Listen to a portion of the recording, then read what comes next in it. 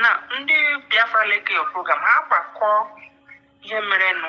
Okay, after the declaration emere na the first day of the program. Then, now, abịa kpọọ ya si ya after the declaration, abịa kpọọ ya aka na Finland si ya n'oge eme account ka a mara ebe ọ dịgo na ka a mara way forward. Ọ mgbe ka a team up. Kpakọ izu. Ị ga Finland? Ndị ga-agwa oge nkere. Aga m Finland mụ. Ndị ga-agwa oge nkere datin bụ ebe ọ bụ n'unu ji men on the ground.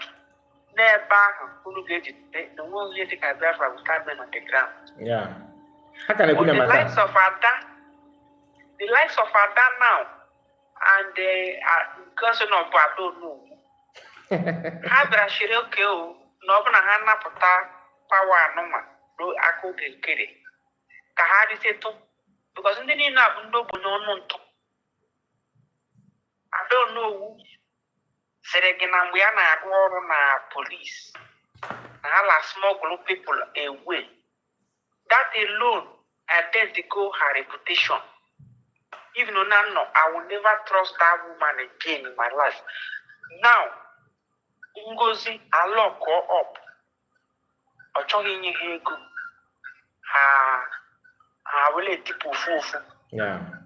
Ikenguru Agụ nwere post o mere that na Oremi Juice si na Ngozi ga-enye ego ka o were mepe shop. Ngozi aka inye ego ha timo ha gbapụ. So ha niile gbatachara ka ha bịa ụlọ opportunity nọrọ with ashore. So that they na-enwe ego ala akpatapụrụ ha ego. But ha amaghị na onye ha gbakwutere anya na Simon arụkọ ọrụ wee and the woman chọrọ ka Biafra bịa. That is why o nwere obere program imere about Dr. Rose. See, ekwuru m ya na platform Oga Choose today. Okay. Ngozi chọrọ ịdị save. Ọ bụrụ na Ngozi achọghị ka anyị nwere ihe ga-eme ya. Onye ọbụla ọ ga-ahọrọ n'ọrụ.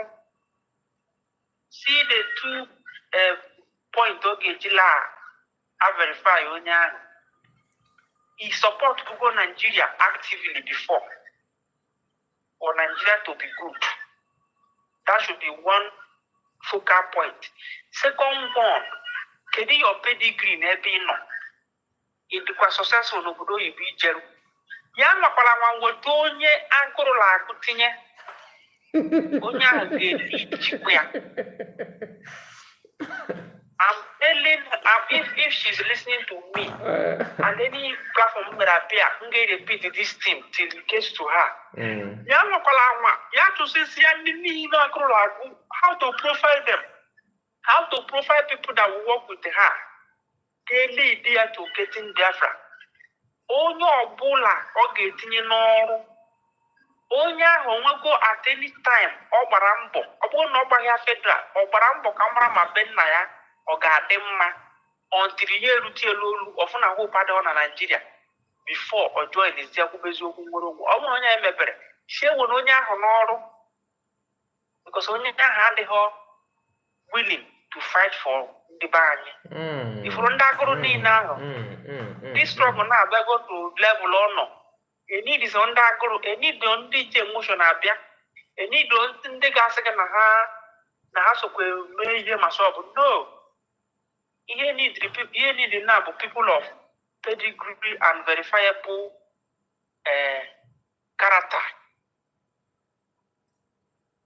Ha na-aba mba that Imane Oremi Juice okwu nke m nwe ka nsa atụba ya. Ifuru that caterpillar pụtara nụ whether my caterpillar work with the government or that work. Caterpillar bụ ndị ya na Imane Oremi Juice crocheted deal.